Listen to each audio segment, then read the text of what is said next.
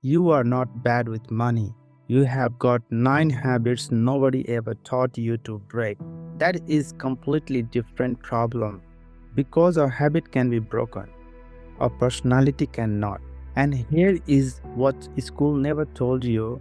Money is not maths. If money was maths, every accountant on the earth would be rich. They are not. Some of the most broke people I have ever met can run numbers in their head. They just cannot run themselves. Money is psychology. I am naming all 9. You are going to feel personally attacked by at least 3 of them. Stay for number 6.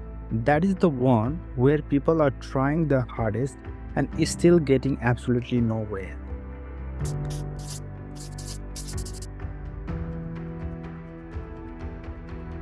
Habit 1. You pay yourself last. Every month, you pay the entire world before you pay yourself. Money hits your account. Rent goes out, phone bills, Netflix, Spotify, the gym you haven't seen since January. Then the weekend happens. Whatever survives all that, that's your savings, which is usually nothing. Your landlord got paid, Telstra got paid, some tech company in California got paid. You finished last in your own life. So, flip the order. Money hits, 10% leaves immediately. Separate account. Before anything, you treat yourself like a bill you cannot miss. Now, here is the line that keeps people broke for 30 years. I cannot. I'm living paycheck to paycheck. Listen carefully because this is the most important 60 seconds of the video. You are not saving what is left over. You are forcing what is left over to shrink. Your brain is a problem solving machine. Take 10% away and it does not panic. It adapts. Find the cheaper option. Cancels the things you forgot you were paying for. Cooks at home instead of ordering in. Same life, but now you are 10% richer every single month. Most people never taste it, they just decide it is impossible and stay stuck forever. Habit 2. You got comfortable spending money you don't have. Borrowing used to be for emergencies, now it is for sneakers. 4 installments on a t shirt, credit card for a birthday present, payment plan on a coffee machine. We made it normal, and normal is exactly where they want you. My rule is brutally simple. If I can't pay for it outright in cash, I don't buy it. Not on a card, not in 4 easy payment, not ever. And understand who you are actually playing against here. Credit card companies are not hoping you are good with money. Their entire business model needs you to be bad with it. Average credit card interest in Australia sits around 20%. So you chase 2% cashback and a handful of points and pay 20% for the privilege. You are spending $10 to win 1, calling it a reward. Those rewards only exist if you clear the balance every month. Otherwise, you are not the customer, you are the product. Habit 3. You have no buffer. If your income stops tomorrow, how long do you last? If the answer is a few weeks, you are not living. You are one bad month from disaster, and deep down, you know it. 3 to 6 months of expenses, separate account, untouched, that's the buffer. And this is not really about money. It is about what money does to your brain. When you are constantly worried about cash, your brain burns enormous energy just on survival. Nothing is left for the big decisions. You cannot negotiate a pay rise. When you are terrified of losing the job, you cannot take the smart risk. You cannot even see the opportunity because your whole system is locked in threat mode. Broke is not just a bank balance, it is a mental state. that make you worse at getting on broke. The buffer buys your things back, and you build it with habit 1, that same 10%. Once the buffer is full, it starts flowing into investments instead. Same habit, new destination. Habit 4, you don't know your own numbers. Quick question, don't check your phone. How much money did you spend last month? Most people have no idea, not even close. And that is strange because you cannot fix a problem you can't see. You're trying to win a game without knowing the score. So people guess, and they keep guessing for years. Now, here is what happens when you are not looking. You get a pay rise, you are excited. 2 months later, the money is gone. Not wasted on anything crazy, a slightly bigger place, a slightly better car, eating out a bit more often. You earn more than you did last year, and you are saving exactly the same, which for most people is nothing. There is a name for that. It is called lifestyle inflation. Your spending grows every time your income grows, so you never actually get ahead. This is why someone earning $200,000 a year can still be broke, and it will follow you to every salary you ever reach, unless you stop it now. So do the boring thing, start a tracker. 3 columns, what comes in, what goes out, what you keep. Money in is your income, money out is your everything. Rent, bills, subscriptions, repayments, spending. What you keep is your 10%. Then once every 3 months, sit down and look at it. 20 minutes, that's it. Because thinking about money feels productive. It isn't. Seeing your real numbers on a screen is uncomfortable. And uncomfortable is what finally makes people change. Habit 5. Your hobby is spending. For a lot of people, shopping is not shopping, it is their hobby. They just don't call it that. They call it retail therapy. Listen to that word, therapy. That would tell you everything. You are not buying the product, you are buying a better mood.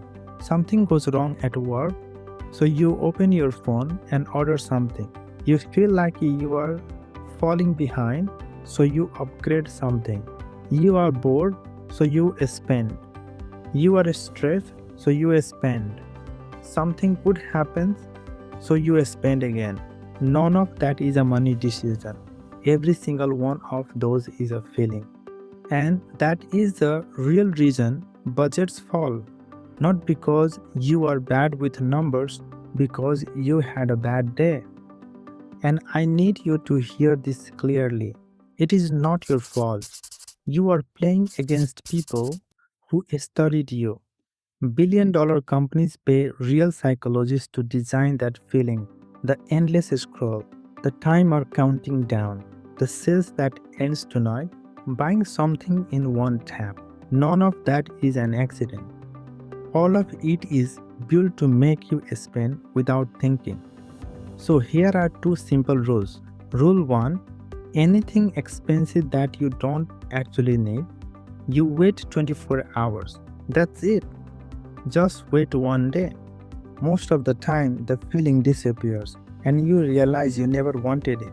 Rule 2, take what you spend on that habit every month and multiply it by 12. Now you are looking at the real cost. A full year of it. Look at that number, then decide if it is worth it.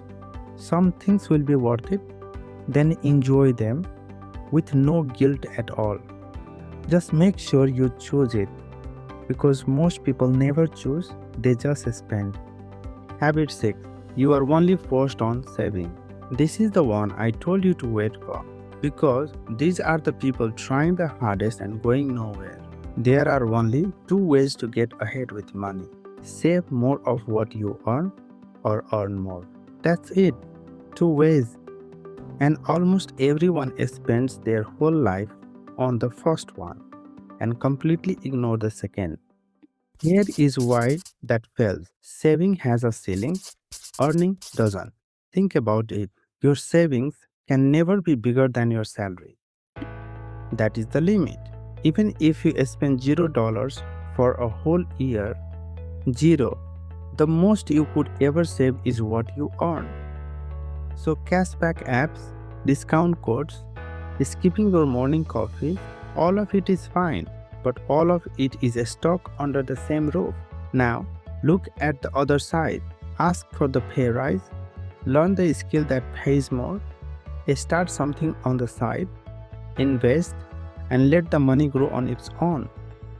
There is no limit on that side, none at all. So, do both at the same time. Save a bigger percentage of your income and make your income bigger. Because trying to get rich by cutting your coffee is like trying to lose weight by chewing slower. Habit 7. You pay tax without ever looking at it. The biggest expense of your life is not your house. It is tax. Bigger than your mortgage, bigger than your car, bigger than everything you will ever buy in your life combined. And most of the people just pay it. They never look at it. They never learn the rules. Wealthy people are not smarter than you. They just read the rules. That is the whole difference. Because the tax rules are written down. They are public. Anyone can read them.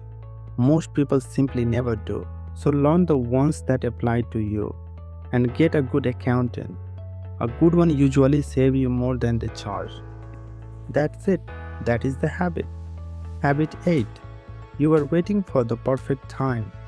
There will always be a reason not to start. No time, not enough money, don't know where to begin. Market feels risky right now. That last one is the big one. People sit and wait for the perfect moment to invest. They wait for prices to drop. They wait for things to feel safe. That moment never arrives. Ask anyone who is been waiting since 2015. And while you wait, your money in the bank is quietly getting smaller. Prices go up every year. Your savings don't. So each year, that same money buys you less. That is not being safe. That is losing money slowly and feeling good about it. And here is the painful part. Every year you wait costs you more than the year before. Someone who starts at 25 and someone who starts at 35 are not 10 years apart. They are 10 years of compound growth apart. And compound growth is where almost all the money comes from. You don't need to be a genius to start.